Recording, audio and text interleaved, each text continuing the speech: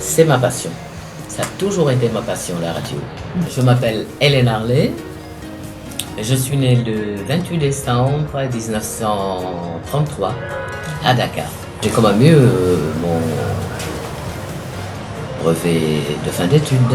Je suis issu d'une fratrie de 7 frères et sœurs. Mon papa étant décédé, maman était toute seule pour élever tous ces bouts de bois de Dieu. J'ai appris que la RTS recrutait en 64. À la radio, nous présentions le journal parlé. Il y a une équipe rédactionnelle qui préparait le journal, qui rédigeait, disons. Et nous passons à l'antenne pour présenter le journal. Comme Senghor avait besoin de très belles voix pour la RTS, surtout après le départ des Blancs. Donc, il y a eu même des personnes extérieures à la radio qui ont été choisies pour, à cause de leur voix, d'abord, pour présenter le journal parlé. Il y avait Henriette Bachelier, Maurice Senghor, Louise Diagne, Félicité Ndiaye, et Ndiaye Moudi Guérandou. Ndiaye Moudi Guérandou et moi étions engagés par la radio, par la RTS. Et à l'époque, c'était pas la RTS, c'était ORTS, Office de Radio, Diffusion, Télévision. On n'avait pas ces jeunes actuellement. Tout est sophistiqué maintenant. Nous, c'était très rudimentaire. Rudimentaire, un petit studio, une console que les techniciens rafistolaient de temps en temps. La RTS recrutait des speakerines. Avant, c'était des speakerines, des speakers et speakerines.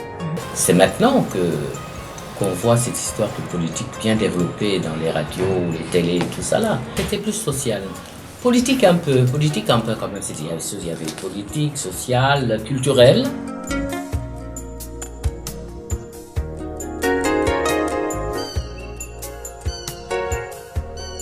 Expérimentale, justement. Et c'est l'UNESCO, justement, qui gérait cela. Je me souviens, si ma mémoire est exacte, c'est un certain monsieur Ba, qui travaillait à l'UNESCO, qui s'occupait de cela, qui s'occupait de la télé. Et la RTS ne s'occupait pas de la télé. Donc, c'était des émissions éducatives. Quand j'ai démarré, justement, avec un certain Ascoum Gay, qui était à RFI et qui est venu avec les Blancs. Voilà, il y avait Ascoum, Gerling, mais Ascoum faisait présenter le disque des auditeurs, tout le temps en étant à la rédaction, et m'a demandé de le seconder, et nous étions 2 à présenter le disque des éditeurs à l'époque. Et après, on a passé à Nicole Sarr, et moi je présentais au journal Parler. Nous avions 2 agences à la rédaction, l'agence France Presse et l'APS, l'agence sénégalaise de presse. Voilà. D'accord. Et nous travaillions avec ces 2 telex et vous choisissez les nouvelles qui nous importaient, qui nous intéressaient surtout, et puis on les passait. Il y avait beaucoup d'émissions culturelles justement. Parce que Senghor tenait beaucoup à la culture. Il m'a beaucoup marqué parce que c'est un homme généreux, bien. Il aime tout ce qui est parfait, tout ce qui est bien fait.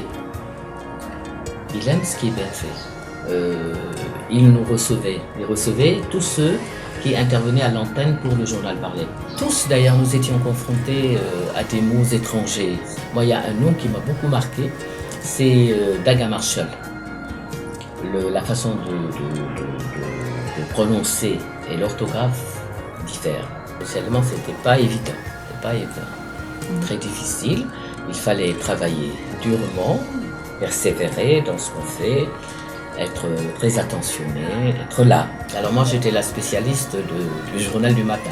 L'antenne démarre à 6h pile. Il fallait être à la radio 5h30, 5h moins le quart, 6h moins le quart pour pouvoir être en place, préparer son petit papier, ses brèves et présenter les brèves 10 minutes quoi. Donc j'ai eu à faire pendant 3 ans le journal de 22h. Les journalistes d'aujourd'hui ont beaucoup plus de moyens pour travailler.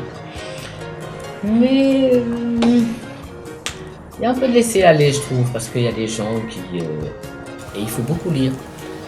Il faut beaucoup lire. Le président Senghor nous demandait d'ailleurs. C'est pour ça qu'il nous offrait des livres. En dehors de la prononciation française, il offrait d'autres livres. Qu'ils persévèrent dans ce qu'ils font, le travail. Il n'y a que ça qui paye. Au lieu de se faire mener une petite guéguerre comme ça sert à rien. Parce que nous, chez nous, on était une famille.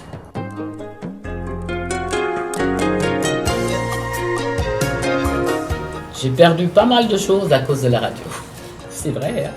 Être tout le temps là, le travail, je laisse les enfants à la maison. Au regret, oui, quand même, de n'avoir pas été reconnu par la... Enfin, de n'avoir pas été apprécié. On nous a toujours appréciés. Mais en retour, on n'a rien reçu de la radio.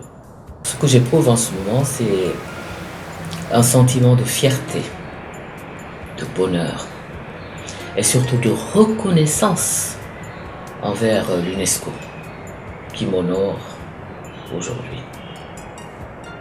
Vraiment, ça me fait chaud au cœur et c'est le plus beau jour de ma vie.